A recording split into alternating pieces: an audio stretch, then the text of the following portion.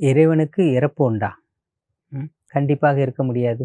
ஏன்னா, அவர் ஒருவர் பிறந்தால் தான் கண்டிப்பாக ஒருத்தருக்கு இறப்பு இருக்கும். இறைவன் பிறப்பிறப்புக்கு அப்பாற்பட்டவர், ஜோதி சொரூபமானவர், அன்பின் கடல், கருணை கடல், சத்தியத்தின் கடலாக இருக்காரு. இன்னைக்கு உலகத்துல பிறந்தவங்க அத்தனை பேருமே சுகம் அனுபவித்தவங்க பின்னாடி துக்கத்தையும் அனுபவிக்கிறாங்க. பிறப்பிறப்புங்கிற சக்கரத்துல வர்றாங்க. மானம், அவமானம், துக்கம், சுகம் எல்லாமே மனிதர்களுக்கு பிறந்தவர்களுக்காக அவசியம் இருக்குது.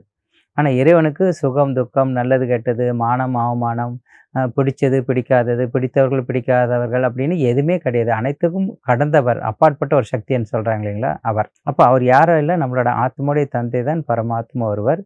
இந்த கலியுகத்துல புதுசு பழசாகிற மாரி, பகல் ராத்திரி ஆகிற மாரி இந்த கலியுகத்த கடைசியில மீண்டும் நம்ம இழந்து போன சுகம், சாந்தி நிறைந்த உன்னதமான ஒரு உலகத்தை படைத்து நம்மளையும் எஜமானாக ஆக்கக்கூடிய காரியத்தை இப்பொழுது அவர் செய்து கொண்டிருக்கிறார். அதை புரிந்து கொள்வோம், வாழ்வில் முன்னேற்றம் அடைவோம். நன்றி.